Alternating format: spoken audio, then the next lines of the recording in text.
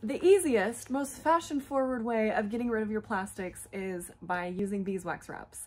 And you can use this in place of cellophane. You can use it in place of like Ziploc bags. You can wrap sandwiches in it. You can wrap half of an avocado and throw it back in the fridge. You can put a bunch of nuts in one, wrap it on the top and throw it in a backpack. Like, these will replace all your Ziploc, all your plastic wraps. They're reusable, they're antibacterial, and I'm gonna show you how to make one.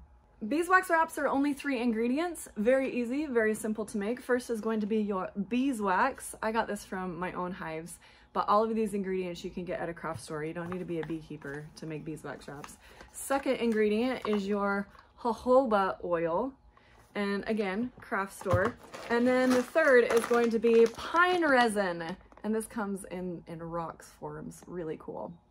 Now, the pine resin is going to be the easiest to work with if it's in a powder form. So I like to put it in my little bowl and mash it up, but you can also take it and put it in a paper bag and hit it with a hammer. You're just looking for like dust. You want it to be dusted rather than these big chunks of rock. So each ingredient is providing something different to the beeswax wraps. The beeswax is giving it that antibacterial properties that's going to prevent it from rotting.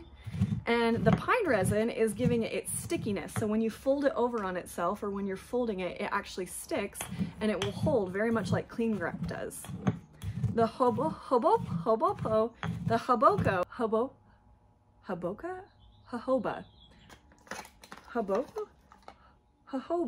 the jojoba oil is going to make it so it's malleable. So you can go like this and it's not going to crack, because if it was just beeswax, it would crack all over the place. Then you just get out your fabric. I'm using 100% cotton, and this absorbs the oil and the wax really well.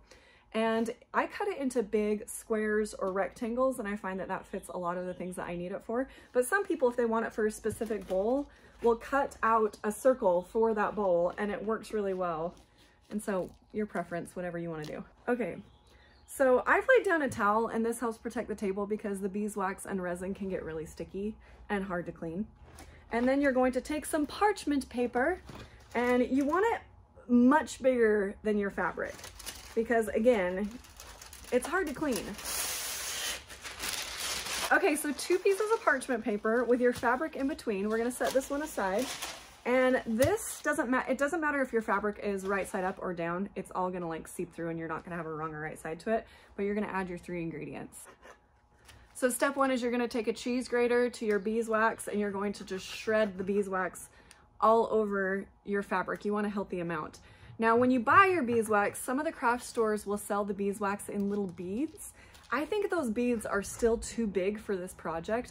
If you can get yourself a block of beeswax, that's going to be easier, because the pine resin will melt quicker than the beeswax if you have bigger chunks of beeswax. You want it all to kind of be the same size. The little beads look like this. Can you see that?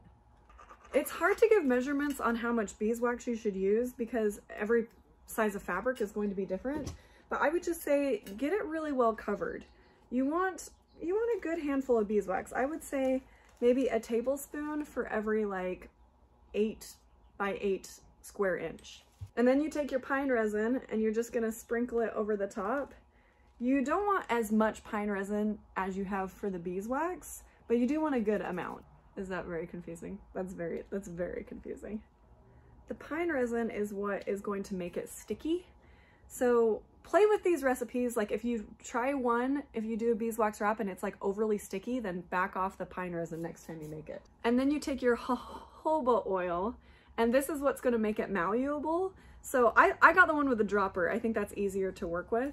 And you're just going to take this, and it's hard to like give you measurements of what you should use, but I would say 1 drop every 3 inches. And then you take your second parchment paper, lay it on top, iron on high heat, and just iron away.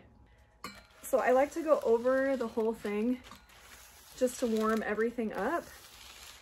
And then after I go over it a couple times, I get in there and start melting as much as I can. You can see it melting through the parchment paper, and you just gotta make sure everything is melted. Everything's good to go. And take your time with this. you can see through the parchment paper what's been melted and what hasn't. So take your time. If you're noticing that there's spots that are not melting into beeswax, you can pull up a corner and add a little bit more beeswax. And if you're not into beeswax wraps, you don't want to do this, you really should just do it anyway for the smell. The smell of the beeswax and the pine resin with the oil. Okay, so this is the part where you got to act fast because the wax will dry really easy. You don't want it sticking to anything. So pull off your iron, pull it apart, and pull it off. And make sure the corner, there it goes. And then you just kind of, oh my gosh, that smells so good. Then you just kind of let it air dry for a second.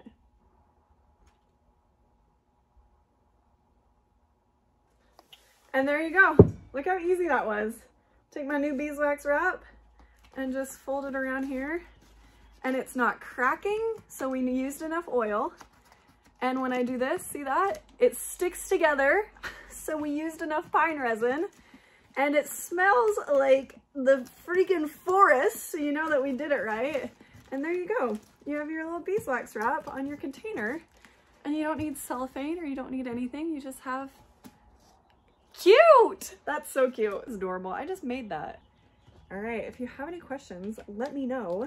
There's lots of different recipes out on the internet as to how to do beeswax wraps, but I think this one's the simplest. Just 3 ingredients. You can wash it with just lukewarm water and soap. It will last like about a year. And then when you're done with the beeswax wraps, like if it starts getting like too crackly or it doesn't stick, you can put it under parchment paper and add some more beeswax and revive it. Or you can just make new ones and you can throw this in the compost and they're biodegradable. They'll just break down. Super awesome. There you go, beeswax wraps. Thanks for joining me.